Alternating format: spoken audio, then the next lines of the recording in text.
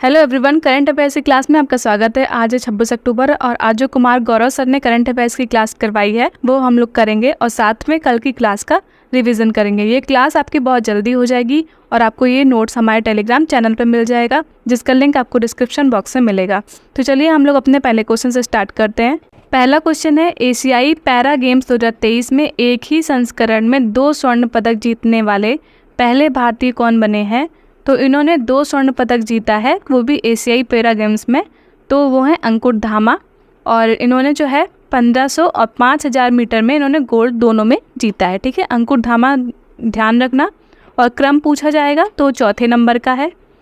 ये कुछ नाम इंपॉर्टेंट है, जैसे सुमित आंतिल, इन्होंने भी अभी एशियाई पैरा गेम्स में ही भाला फेंक में गोल्ड जीता है, वर्ल्ड रिकॉर्ड बनाया है। और सुंदर सिंह ने भी भाला फेंक में गोल्ड जीत के इन्होंने वर्ल्ड रिकॉर्ड बनाया है एशियाई पैरा गेम्स में। नेक्स्ट है जो ललन टॉप वाले क्वेश्चन है, पैरा ताइक्वांडो में पदक जीतने वाली पहली भारतीय खिलाड़ी कौन है? तो ये है अरुणा तंवर, इन्होंने ब्रॉन्ज मेडल जीता है। अवनी लेखरा जो है किस खेल से संबंधित है? तो शूटिंग से संबंधित है, इन्होंने इसमें गोल्ड मेडल जीता है। नेक्स्ट है अदिति अशोक, इनका कौन सा खेल है जिससे संबंधित है? तो वो है गोल्फ। भवानी देवी का खेल कौन सा है जिसमें ये फेमस है बहुत ज़्यादा? तो फेसिंग है। सात्विक साईराज, इनका कौन सा खेल है? बैडमिंटन। नेक्स्ट है दूसरा क्वेश्चन, वैश्विक कर चोरी रिपोर्ट 2024 किसने जारी की है? तो इसको जारी करने वाला यूरोपीय संघ है, यूरोपीय संघ वेधशाला। और इसमें जो है अरबपति जो है क्या करते हैं कि झूठी कंपनी बनाकर टैक्स की चोरी करते हैं, जिसके लिए ये रिपोर्ट जारी करी गई है। और इनसे जो है जीएमटी लिया जाएगा, मतलब जीएमटी जो है अरबपतियों के लिए टैक्स है, ग्लोबल मिनिमम टैक्स। जीएमटी मतलब 2% टैक्स इनका लिया जाएगा। यूरोपीय संघ की बात करें तो इसकी स्थापना 1957 में हुई थी और रोम की संधि के तहत की गई थी। इसका मुख्यालय ब्रुसेल्स में है, बेल्जियम में। 27 जो है इसमें 27 देश हैं। यूरो इसकी मुद्रा है और मतलब इसकी करेंसी यूरो है। और इसको जो अपनाने वाला अभी नया 20वां देश बना है वो क्रोएशिया है। यूरो को अपनाने वाला नवीनतम अगर देश पूछा जाए तो वो क्रोएशिया है। नेक्स्ट है जीएसटी जो है वो किस सूची पर लगने वाला टैक्स है? तो ये जो है समवर्ती सूची पर लगने वाला टैक्स है। जीएसटी को जो है वो 101 में संविधान संशोधन से जोड़ा गया था और इसको 1 जुलाई 2017 से लागू किया गया। नेक्स्ट है ग्लोबल जेंडर गैप इंडेक्स में रैंक कौन सी है? तो 127वीं है। इसको कौन जारी करता है? तो वर्ल्ड इकोनॉमिक फोरम जो है ग्लोबल जेंडर गैप इंडेक्स को जारी करता है। नेक्स्ट है ग्लोबल इकोनॉमिक आउटलुक कौन जारी करता है? तो जो IMF है वो ग्लोबल इकोनॉमिक आउटलुक को जारी करता है। नेक्स्ट है आयकर स्लैब में परिवर्तन क्या क्या हुए हैं? तो ये इस बार जो भी परिवर्तन हुए हैं, पहले 6 थे स्लैब, अब 5 हो चुके हैं। पहले जो है 2.5 लाख जो सैलरी थी इनकम, उस पे टैक्स लगता था, लेकिन अब 3 लाख पे टैक्स फ्री हो गया है। 3 लाख से ऊपर होगी तब भी आपका टैक्स लगेगा। तीसरा क्वेश्चन है, 7वीं फ्यूचर इन्वेस्टमेंट इनिशिएटिव कहाँ हुई है? तो ये जो है 7वीं हुई है, जो कि रियाद सऊदी अरब में हुई है। इसमें जो है पीयूष गोयल भाग लेंगे और इसकी थीम है द न्यू कंपास। ठीक है, इसकी इस बार की थीम है द न्यू कंपास। 7वीं फ्यूचर इन्वेस्टमेंट इनिशिएटिव रियाद में हुई है। नेक्स्ट है रब अल खाली मरुस्थल कहाँ है? तो सऊदी अरब में है। रब नफूद मरुस्थल भी सऊदी अरब में है। फारस की खाड़ी और लाल सागर दोनों से सीमा बनाने वाला एकमात्र देश सऊदी अरब है। नेक्स्ट है अल मुहब्बत अल हिंदी युद्ध अभ्यास किन 2 देशों के मध्य होता है? तो ये भारत और सऊदी अरब के बीच होता है। चौथा क्वेश्चन है, हाल ही में अत्यंत दुर्लभ पूर्वी ऑस्प्रे गिद्ध का सफल प्रजनन कहाँ हुआ है? तो ऑस्प्रे गिद्ध का पूछ रहा है सफल प्रजनन, तो ये ऑस्ट्रेलिया में हुआ है, जो कि एक लुप्त प्राय जीव है। और इसका भी प्रजनन रिसेंटली कहाँ पे? ऑस्ट्रेलिया में हुआ है। ऑस्ट्रेलिया के बारे में कुछ फैक्ट जान लेते हैं। जैसे प्यासी भूमि का देश अगर पूछा जाता है किसे कहते हैं, तो वो ऑस्ट्रेलिया को ही कहते हैं। सबसे बड़ी प्रवाल भित्ति वो भी ऑस्ट्रेलिया में ही है। डाउन्स जो घास के मैदान है वो ऑस्ट्रेलिया में पाए जाते हैं। ग्रेट डिवाइडिंग रेंज जो है वो ऑस्ट्रेलिया में ही है। और यहाँ की जो सबसे ऊंची चोटी है वो ग्रेट डिवाइडिंग रेंज की वो माउंट कोशियस्को है, जो कि हाईएस्ट पीक है। गिब्सन मरुस्थल भी ऑस्ट्रेलिया में है। काल गुरली और कुलगार्डी जो है ये भी यहाँ पे गोल्ड पाया जाता है, ये ऑस्ट्रेलिया में है। नेक्स्ट है 5वां क्वेश्चन, दुनिया का सबसे बड़ा न्यूट्रिनो कण डिटेक्टर ट्राइडेंट का निर्माण कौन करेगा?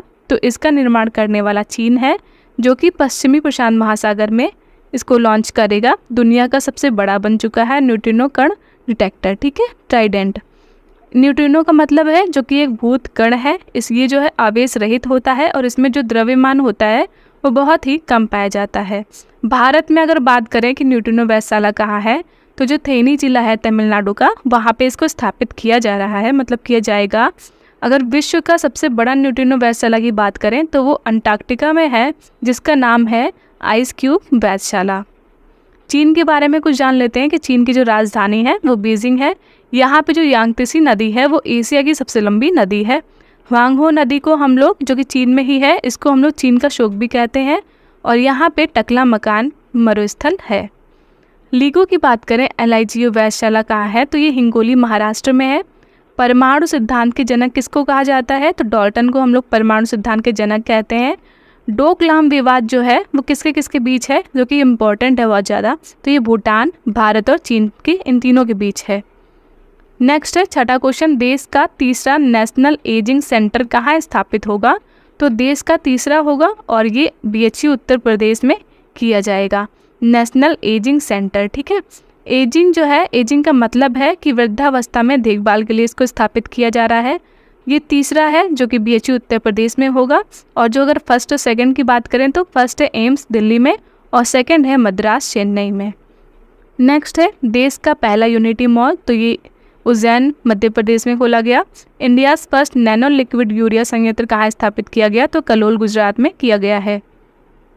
नेक्स्ट है देश का पहला 3D मुद्रित डाकघर भवन कहाँ है, तो बेंगलुरु में है। नेक्स्ट है देश की पहली पुलिस ड्रोन यूनिट कहाँ है, तो चेन्नई में स्थापित हुई है। 7वां क्वेश्चन है प्रोजेक्ट नीलगिरी ताहर किसने प्रारंभ किया है, तो जिस राज्य का ये स्टेट एनिमल है तमिलनाडु का, उसने ही ये प्रारंभ किया है प्रोजेक्ट नीलगिरी ताहर। इसमें जो है 25 करोड़ की राशि से इसको स्टार्ट किया जाएगा। ये जो है खड़ी चट्टानों पर चढ़ने के कारण इसको हम लोग माउंट मोनार्क भी कहते हैं। नेक्स्ट है प्रोजेक्ट उद्भव, तो ये जो है सेना में आधुनिकीकरण के लिए प्रारंभ किया गया है। प्रोजेक्ट क्लैप, तो ये उत्तराखंड में प्रारंभ किया गया है। प्रोजेक्ट नमन की बात करें तो ये सेना जो है, सेना के जो सैनिक परिवार है उसके लिए प्रारंभ किया गया है कि उनकी देखरेख के लिए प्रोजेक्ट नमन को प्रारंभ किया गया है।